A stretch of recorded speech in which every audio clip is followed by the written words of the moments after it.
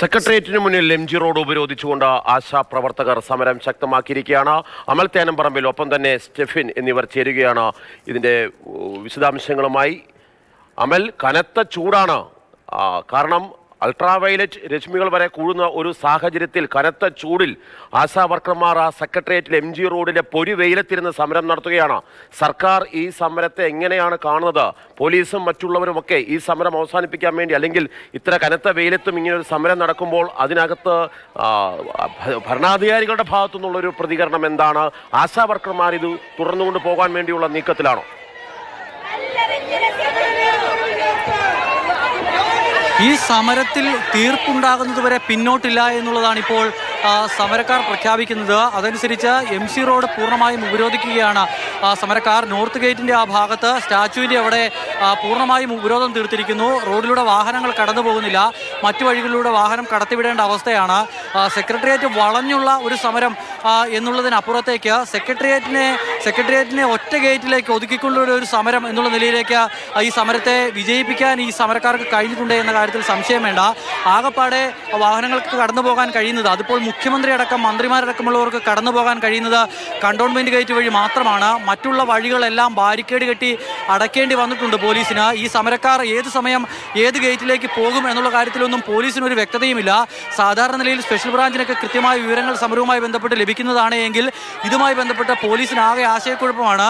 അവർക്ക് ഈ സമരക്കാരുടെ തൊട്ടടുത്ത തീരുമാനം എന്ത് എന്ന കാര്യത്തിൽ പോലും യാതൊരു വ്യക്തതയുമില്ല. അതിനാൽ തന്നെ ഇവരുടെ ഏത് നീക്കത്തെയും പ്രതിരോധിക്കുക എന്നുള്ള തന്ത്രവുമായാണ് സകല ഗേറ്റുകളും അടച്ചുകൊണ്ട്, സൗത്ത് ഗേറ്റ് അടക്കം അടച്ചുകൊണ്ട് ബാരിക്കേഡ് തീർത്തുകൊണ്ട് ഒരു പ്രതിരോധം പോലീസ് തീർക്കുന്നത്. അതായത് ഈ സെക്രട്ടേറിയറ്റിനെ ഒരു പരിധിവരെ പറഞ്ഞിട്ടുണ്ടെങ്കിൽ സെക്രട്ടേറിയറ്റ് പരിസരത്തെ നിശ്ചലമാക്കാൻ ഈ സമരത്തിന് കഴിഞ്ഞിട്ടുണ്ട് എന്ന കാര്യത്തിൽ ഒരു തർക്കം വേണ്ട. ആദ്യഘട്ടത്തിൽ സ്റ്റെഫിനെ വന്നപ്പോൾ രാവിലെ ഈ ആദ്യം പ്രതികരിക്കുന്ന സമയത്ത് മാസ്റ്റർ വി സെബാസ്റ്റ്യനും അതോടൊപ്പം തന്നെ രതീഷ് ചന്ദ്രനുമായിരുന്നു അവിടെ ഉണ്ടായിരുന്നത്.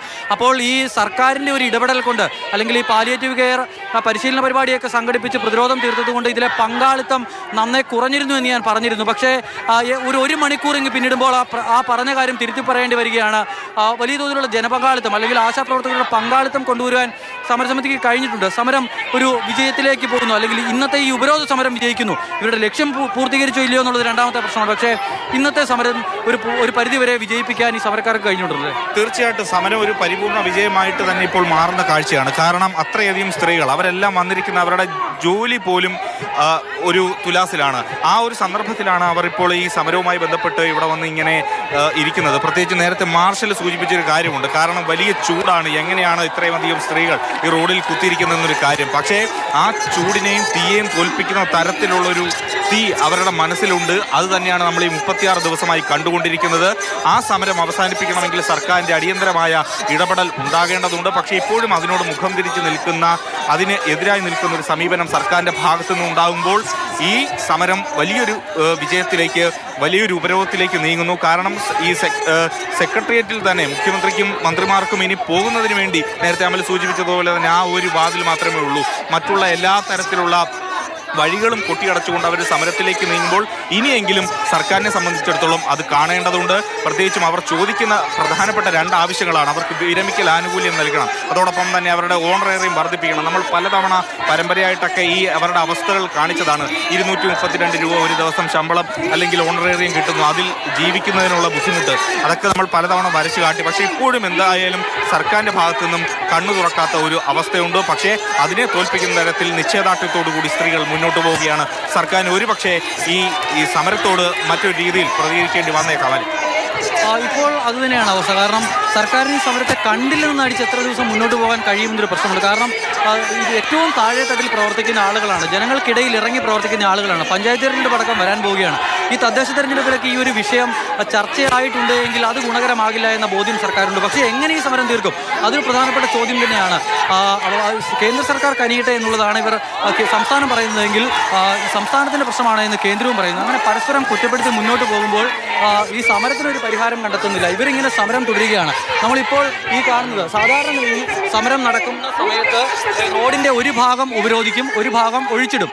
അങ്ങനെയായിരുന്നു കഴിഞ്ഞ ദിവസങ്ങളിൽ സമരം പോയിരുന്നതെങ്കിൽ ഇപ്പോൾ കിടക്കുന്ന 4 വരിപ്പാത പൂർണ്ണമായും ഉപരോധിക്കുന്നു. 2 ഭാഗത്തുകൂടിയും വാഹനങ്ങളൊന്നും തന്നെ കടന്നു പോകാത്തൊരവസ്ഥയുണ്ട്.